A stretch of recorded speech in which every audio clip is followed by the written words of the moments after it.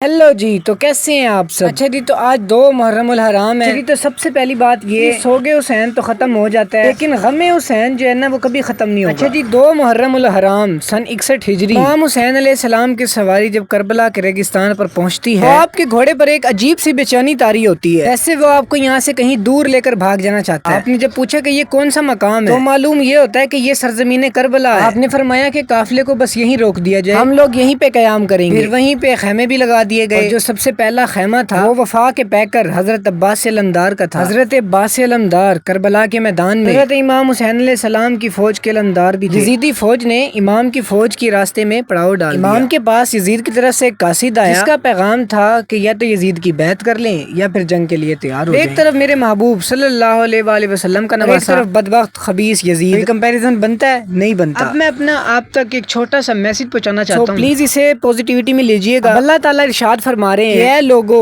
اللہ کی رسی کو مضبوطی سے پکڑ لو اور فرقوں میں نہ بٹو۔ میں نہ تو شیعہ ہوں نہ سنی، میں ہوں مسلمان، اور مسلمان ہونے کے ناطے میں آپ تک یہ میسج پہنچا رہا ہوں۔ اب ہمارے لوگ ایسے ہیں کہ یہاں کے لباسوں کے کلر کو دیکھ کے جج کیا جاتا ہے کہ یہ شیعہ یہ سنی ہے۔ بہت ہی افسوس کے ساتھ یہ مجھے بات کرنی پڑ رہی ہے، میرے ساتھ یہ واقعہ ہو چکا ہے جو میں آپ کے ساتھ یہ شیئر کر رہا ہوں۔ پچھلے سال 9 محرم کو میں نے کالے رنگ کا سوٹ ڈالا ہوا تھا، الحمدللہ میں روزے کے ساتھ تھا، ظہر کی نماز کا وقت تھا اور میں نماز پڑھنے چلا گیا مسجد میں۔ پچھلے سال 9 محرم کا واقعہ یہ، جیسے ہی میں نے ظہر کی نماز پڑھنے کے لیے مسجد میں گیا، میں نے سوٹ ڈالا ہوا تھا اور کالے رنگ کا ہی صافہ میں نے اپنے سر پہ لیا ہوا تھا۔ 3-4 لوگ کھڑے ہوئے تھے وہاں، مجھے اچھی طرح یاد ہے۔ اچھا، تو رومال میں نے اپنے سر پہ لیا ہوا تھا، میرا چہرہ نظر نہیں آ رہا تھا۔ میں وضو خانے کی طرف جا رہا تھا وضو کرنے کے لیے، انہوں نے مجھے دیکھا نا کہ اس نے کالے رنگ کا لباس ڈالا ہوا ہے، وہ لوگ اونچا اونچا بولنے لگ گئے، گالیاں دینے لگ گئے اللہ کے گھر میں کھڑے ہو کر۔ اتنی بڑی بڑی ان کی داڑھیاں اور ایجڈ بندے سمجھدار میچور، وہ کہنے لگے کون آ گیا یہ ہماری مسجد میں، نکالو اسے، کون ہے؟ گھر کس کے گیا ہوں میں؟ اللہ تعالیٰ کے لیے، اور کس لیے گیا ہوں؟ نماز پڑھنے کے لیے۔ میرے ذہن میں بھی نہیں کہ میں نے کالا لباس ڈالا میرے ساتھ یہ سلوک ہوگا۔ جب میں نے اپنے سر سے رومال اتارا نا تو وہاں 2-3 بندے کھڑے ہوئے تھے جو مجھے جانتے تھے، وہ کہنے لگے یہ تو اپنا ہی بندہ ہے، اللہ کا گھر کسی کی ملکیت نہیں ہے، کسی کی جاگیر نہیں ہے۔ میں نماز پڑھنے کے لیے گیا ہوا تھا، میری سوچ میں بھی نہیں کہ یار اس طرح کے سوچ کے بھی بندے ہوتے ہیں۔ وہ کہتے رہے کہ یہ کون آ گیا، نکالو اسے، اس نے کالا سوٹ ڈالا ہوا ہے، گالیاں دیتے رہے۔ اچھا، میں کچھ نہیں بولا، میں خاموشی سے وضو کی، اور وضو کرنے کے بعد میں اس کے پاس گیا۔ جب بول رہا تھا نا تو میں اس کے پاس گیا، میں نے بڑے پیار سے ایک سوال پوچھا، میں نے کہا آپ کی ایج کیا ہے، آپ کی عمر کیا ہے؟ کہنے لگا ہوگی کوئی 30-35 سال۔ میں نے اسے کہا، میں نے کہا آپ کو اتنی شرم نہیں ہے، آپ اللہ کے گھر میں کھڑے ہو کے، مسجد میں کھڑے ہو کے باوضو کھڑے ہیں اور گالیاں نکال رہے ہیں؟ میں نے کہا آپ مسلمان تو چھوڑیں، آپ تو انسان کے لانے کے لائق نہیں ہیں۔ میں نے کہا مسجد میں کھڑے باوضو ہو کر آپ لوگوں کو گالیاں نکال رہے ہیں؟ بڑے اسے پیار سے جواب دیا۔ اچھا، وہ کہنے لگا کہ یہ کہ آپ نے کالا لباس ڈالا ہوا ہے، سمجھے یہ کوئی شیعہ آ گیا ہماری مسجد میں، تو میں اس لیے بول رہا تھا میں کالا لباس ڈالا ہوا ہے۔